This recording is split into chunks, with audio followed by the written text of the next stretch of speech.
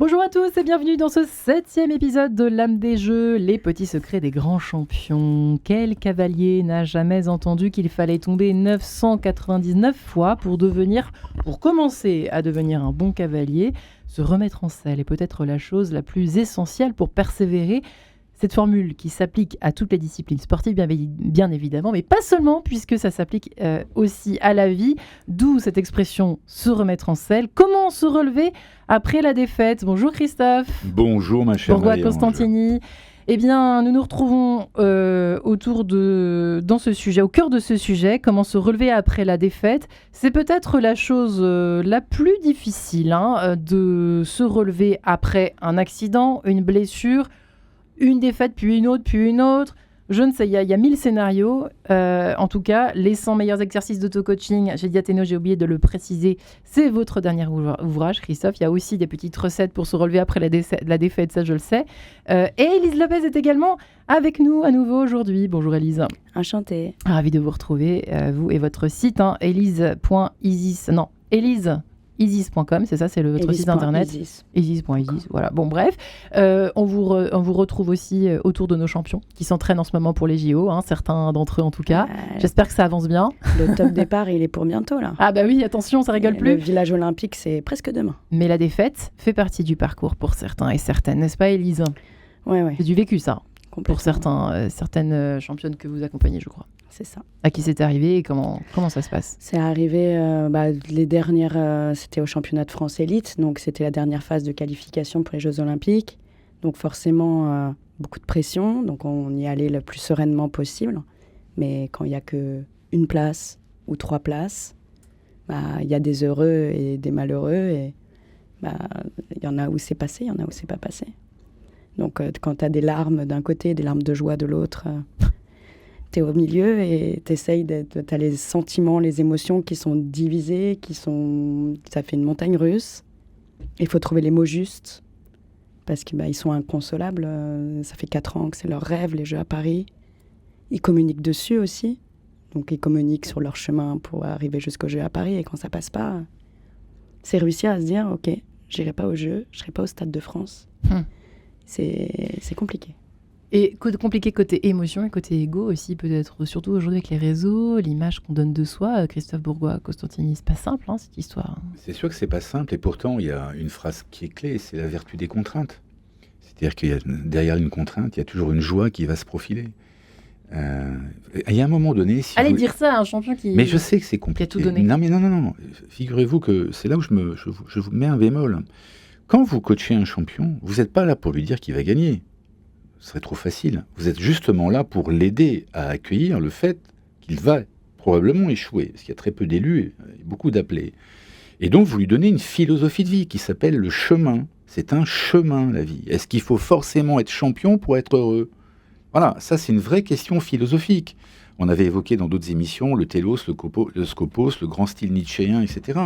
Le coaching, c'est de la philosophie de vie, d'une certaine manière. Donc, une fois que le gosse ou la jeune fille est préparée, comme le disait Élise, elle va mettre du temps effectivement à se remettre, mais in fine, certains donc sont capables de se remettre en selle, mais surtout, il y a une philosophie de vie qui se dessine derrière tout ça, et ça s'appelle la vertu des contraintes. Et j'ai presque d'une certaine manière, il y a un alignement. Quand vous êtes aligné, totalement aligné sur ce que vous voulez faire, l'univers est clément en fait. Appelez ça Dieu, l'univers, etc. On va vous envoyer les signes. Donc probablement que ce qui est intéressant, c'est de dire qu'est-ce qui n'a pas marché ce coup-ci, voilà. Qu'est-ce que je dois comprendre de moi pour pouvoir aller beaucoup plus fort. Y compris dans les blessures. Élise, ça vous parle ce que dit Christophe? Vous n'êtes pas obligé d'être d'accord. Ouais, mais non, mais ça me parle totalement. J'en ai 2 qui se sont blessés fin mai. Ouais. Donc la dernière étape, c'était fin juin pour la qualification des Jeux. Donc un qui avait déjà fait les minima l'année dernière. Donc lui, il a été exempté de participer au championnat de France, mais il a dû monter un état de forme là courant juillet, sinon il ne pouvait pas aller aux Jeux olympiques. Et l'autre, il s'est battu avec les armes du moment fin juin, mais il n'avait pas le choix de se battre, mais c'est pas passé. Sauf que c'est quand ça fait 2 ans que tu es en pleine forme et que tout est OK, tous les voyants sont au vert. À l'entraînement, tu es une bête d'entraînement, tu fais des dingueries à l'entraînement. Quand ça passe pas le jour où ça doit passer, et parce que le physique, il a lâché juste avant, tu as l'impression qu'il y a le ciel qui s'abat sur toi. Tu as l'impression que soit tu as fait quelque chose de mal, soit le coach il a mal préparé le corps, soit on t'a porté l'œil. Ouais. Ils sont très spirituels, ils croient beaucoup aux signes. Donc, L'objet d'une prochaine émission d'ailleurs, Élise. donc Mais oui, c'est ça c'est toutes ces choses-là. Ouais. Tu as l'impression que tout s'acharne, que c'est la fin du monde. Tu es obligé de leur dire, hey, c'était qu'une étape. Ouais. Là, moi, je pense à un de mes athlètes, il a 21 ans. Et il sera à Los Angeles. J'en suis persuadée qu'il sera à Los Angeles, qu'il fera partie de l'aventure. 21 ans, Donc il l'accepte. a hein. tout le temps devant lui. Ouais, Si Christophe. l'encadrement présente à son athlète le fait qu'il n'existe que par sa réussite, ça devient extrêmement terrible de pas passer le cut. Ouais.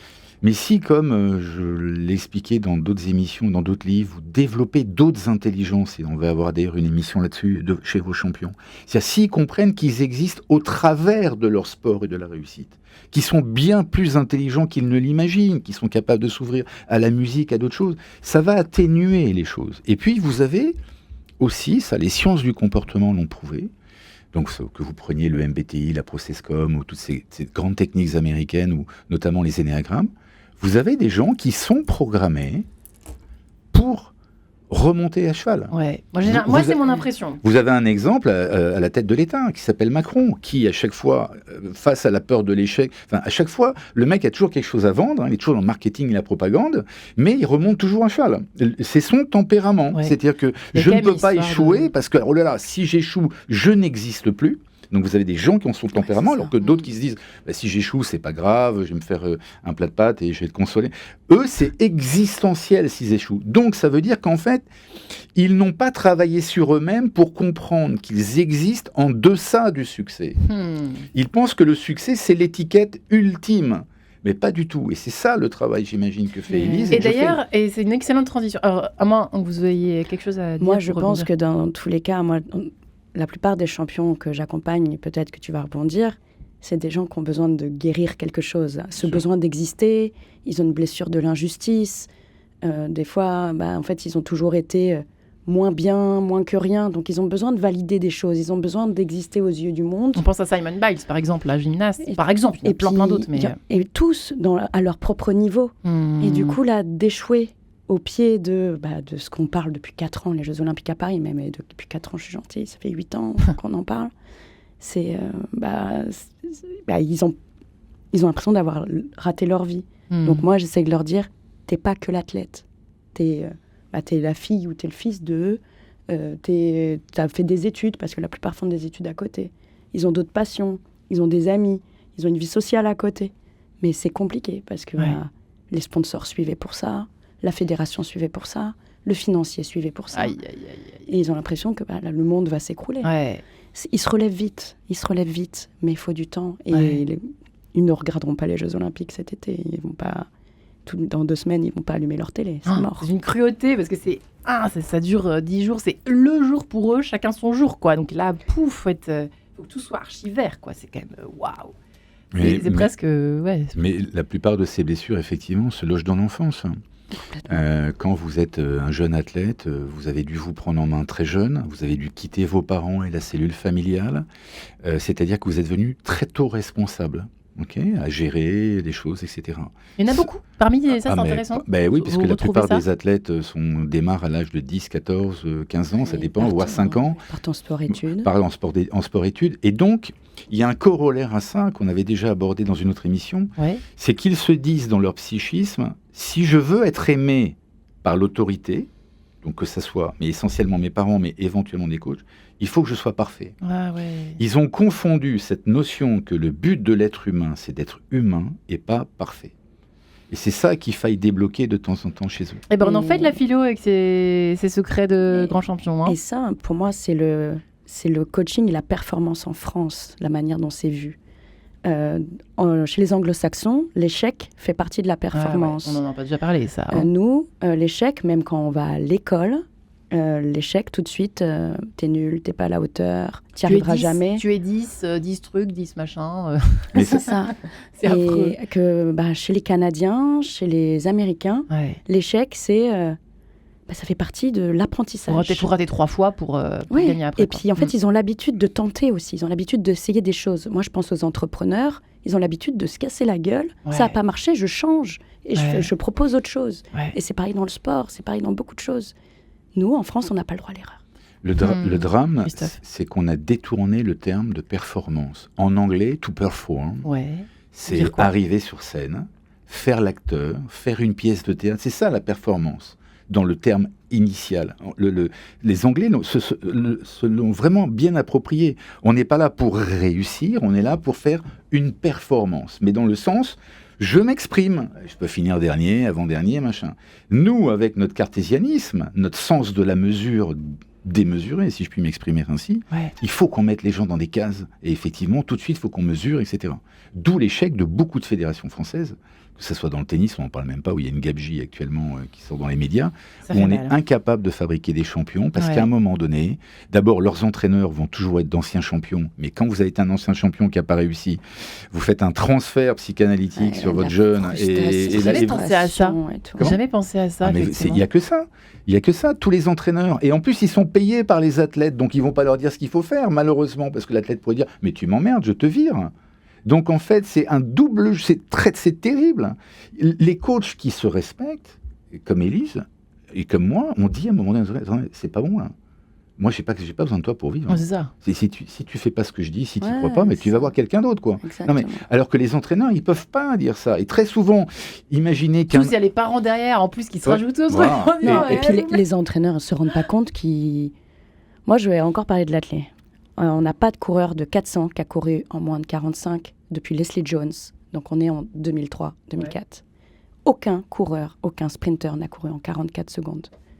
La plupart, les Belges courent en 44 secondes. Les Italiens courent en 44 secondes. Les Hollandais courent en 44 secondes. Les Britanniques, les Irlandais. Waouh. Il est où le problème, là ? Il y a un problème dans le coaching.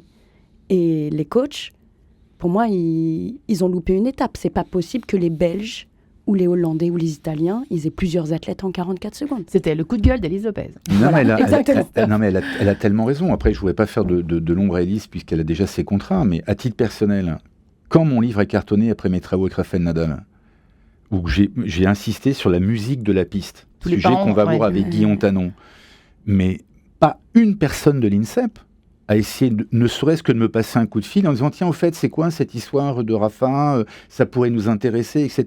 C'est-à-dire qu'en fait, moi, j'ai l'impression de l'extérieur qu'à l'INSEP, il y a une espèce de mafia, alors ils pourront m'envoyer d'entraîneurs entre eux, etc. Et il n'y a pas de sang neuf. C'est pour ça qu'on a fait un sujet sur ces athlètes qui partent aux États-Unis. C'est qu'à un moment donné, ils n'en peuvent plus. Ils n'en peuvent plus. Alors, pourtant, on va recevoir quelqu'un d'incroyable ici, de l'INSEP. Il y a des gens formidables chez les chercheurs.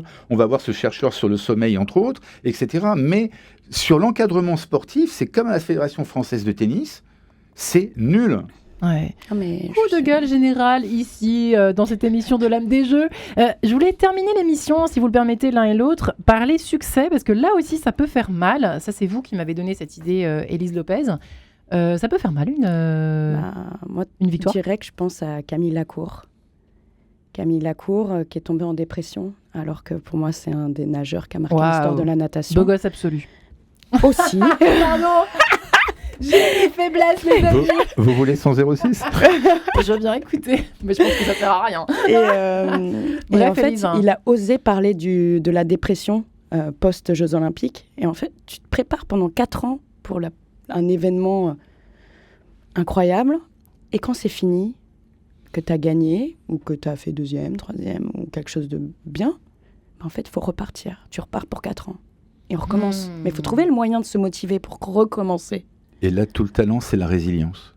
C'est cette notion de résilience. Là, on parle de victoire, les amis. Hein. Oui, mais regardez Pierre Durand, qu'on a eu comme invité, qui se casse la gueule en mondiovision. Son cheval, limite, lui marche dessus à Los Angeles.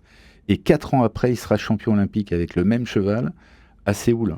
Magnifique. Donc, c'est quand même formidable. Lui, il n'a pas déprimé après aussi. Ah bah que si, quand même. Ah si, je pense. Bah, Après la victoire ? il nous l'a dit, bah oui, il y a eu un moment difficile. Ah oui, non mais d'accord, mais c'est... Après la défaite. Mais même oui, mais pas après la même victoire. Moi, je après parle d'une la victoire, Mais même là. après la victoire, oui, Mm. mais même après la victoire, elle a totalement raison, Élise, parce que vous avez un shoot d'adrénaline et tout d'un coup, il n'y a plus rien. Ils C'est prennent ça, du c'est quoi, il y a poids, plus rien. ils sont voilà. C'est ça. Tu te relèves le matin, tu bois ton café. Non, mais ma on question- t'a reconnu pendant 2 Ouais. semaines Ouais. après les Jeux. Après, t'es dans le... Et on repart, et Mais on c'est recommence. non, c'est vrai qu'on se comprenait pas, mais effectivement, vous avez raison de le préciser. C'est pas moi, la raison de la déprime, c'est ça qui m'intéresse. Comment est-ce qu'on peut être atteint, démoralisé par une victoire ? J'avais du mal à comprendre, mais c'est juste le fait que juste après, il n'aura pas une autre victoire. Il va falloir attendre encore. C'est ça que vous êtes en train de nous dire. les C'est deux l'un et l'autre. hormonal, c'est hormonal. On a parlé dans une autre émission de l'apport des hormones comme la dopamine, la sérotonine, etc. Tout ça, ça nourrit vos neurotransmetteurs. Ok. Ouais, ok. Donc vous êtes des drogués en fait. Les champions sont des drogués, disons, non mais pas des drogués à la côte, Oui, là, mais- sont des Des drogués. guillemets, mais des Donc, drogués Quand vous avez été aux émotions. Quand vous avez été habitué à ces shoots et à cette notion d'adrénaline, et que vous avez fait beaucoup de sport, de mise en mouvement, et tout d'un coup, il n'y a plus rien, quoi. Comme le disait Élise, oui, vous signez quelques autographes, etc. Ouais. Mais votre corps, il est en demande. Et comment ça se transforme ? Ça se D'accord. transforme en dépression. Pression, La pression est partie, donc on est en dépression. comme une décharge, quoi. Ouais, Enfin, une c'est espèce ça. de pouf. Et puis Camille Lacour l'explique très bien. Il n'avait plus d'appétit, il se rasait plus le matin. Ouais, il tombait en déprime. Il faisait plus son lit. C'était, il se voyait, il savait plus quoi faire. En plus, je crois qu'il a mis un terme à sa carrière après. Donc en fait, c'était terme à la carrière. Il gagne. Et je suis qui ? Et comment ça se fait qu'il y en a certains qui accumulent tranquillement les médailles d'or, qui grappillent de mois en mois, d'année en année, des médailles d'or, des médailles d'or, des médailles d'or, des médailles d'or ? Moi, Comment ça se fait, ça ? Là, Teddy Riner n'a même pas annoncé que c'était sa Teddy fin de Riner. carrière à Paris. Teddy Donc, Riner, il quoi. parle même de prolonger jusqu'à Los Angeles. Dingue. Teddy Riner, pourtant, c'est une boule d'énergie, de positivisme. Il a un smile qui est communicatif. Ouais. Mais je me dis que Teddy, s'il va jusqu'à Los Angeles, après, il va falloir arrêter un jour. Mais Il y a ça aussi. il va être qui, Teddy, s'il est plus judoka ? Genre, dans le regard des gens. Parce qu'il y a le moment où on va se rappeler de lui, il n'y a pas de problème. Il va être invité sur les plateaux télé. Mais après, il va tomber dans l'oubli. Et des sportifs qui ont fait des belles carrières, il y en a plusieurs. Et au bout d'un moment, on ne parle plus d'eux. Et c'est ça qui est compliqué, c'est rentrer dans l'anonymat. Donc Teddy Riner, ça va mettre du temps pour qu'il rentre dans l'anonymat. Mais il a la foi, tout va bien, ça le sauvera, je le Voilà, sais. Exactement. On le salue. Mais ça va pas être facile. Donc heureusement, il a accompagné psychologiquement, il a accompagné. Mais je pense qu'il le prépare déjà avec C'est vrai qu'on sa on psychologue. n'a pas du tout parlé aujourd'hui, effectivement, c'est pas tout à fait... On élargit un petit peu le sujet, on en est bien conscient. Christophe, qu'est-ce que vous en pensez ? Mais c'est vrai que se relever après des années consacrées à son sport, qui fut une passion, un métier passion, tout ce que vous voulez, une vocation, un objectif de vie, un chemin objectif, quoi. Enfin, c'est particulier quand même, hein, le sport. Enfin, de vivre de ça, de vivre pour ça. Et alors après, effectivement... Alors on est coach, mais bon, je sais pas. Parce qu'en fait, si vous voulez, que vous soyez sportif de haut niveau ou fraiseur-tourneur, le métier que vous faites, l'activité que vous faites, n'est pas un but, c'est juste un moyen de vous connaître. Si vous raisonnez comme ça, là, par exemple, vous êtes journaliste à Radio Notre-Dame, et vous êtes plus que ça. Oui, voilà, vous êtes plus que ça. Si vous dites, je suis journaliste, machin. Non, vous faites ce métier, vous savez peut-être pas encore, parce que ça va vous amener quelque part encore plus loin dans la connaissance de vous-même. Et c'est ça qui est passionnant, en fait. Et c'est ça qu'il faille faire en développement personnel et en coaching. C'est faire comprendre aux gens, mais quel est les Américains disent la big picture, quel est le sens, quel est le chemin de tout ce que... Et tout est lié entre votre enfance, votre passion du cheval, de la radio, de votre enfance, etc. etc. Tout est lié, Marie-Ange, chez vous, comme ça l'est chez Élise, comme ça l'est chez nos charmants techniciens, Cédric et les autres. Sauf que, et c'est compliqué de prendre ce recul-là. Mais ça veut dire que quand l'activité se termine, ok, j'ai été 15 ans champion, qu'est-ce que ça me permet de comprendre sur moi ? Voilà. Ouais. Et ça n'est juste qu'une étape. Et alors, le chemin se trace, il prend un autre sens. Se prend un autre sens. Ouais. Élise, pour terminer, vous diriez quoi ? Vous ajouteriez quoi à cette réponse ? Effectivement, sur l'après, éventuellement, sur l'après. Ouais, mais en fait, il a tout dit. C'est un chemin. C'est un chemin, et moi, c'est des choses que je transmets. Ça fait juste partie du chemin. Et le chemin, s'il n'y a pas les Jeux Olympiques, il y aura peut-être les Championnats du Monde dans 1 an. Il y aura d'autres grandes épreuves, mais... En fait, oui, ils sont là pour apprendre le qui je suis et le où je vais. Après, moi, mon seul but, c'est quand ils ils vont avoir leur grand âge en fin de vie, ils seront fiers du chemin et ils se diront j'ai accompli tout ça, même dans la défaite, au final, c'était bien. Et ça, c'est de la belle école de vie. Signé Élise Lopez. Voilà, Merci exactement. Élise. Et signé Christophe Bourg-Constantini. Merci Christophe, que l'on Merci, retrouve bien Élise, évidemment Merci Marie-Ange. demain À pour demain. l'âme À des demain. jeux. Très bonne journée et très bonne soirée à tous.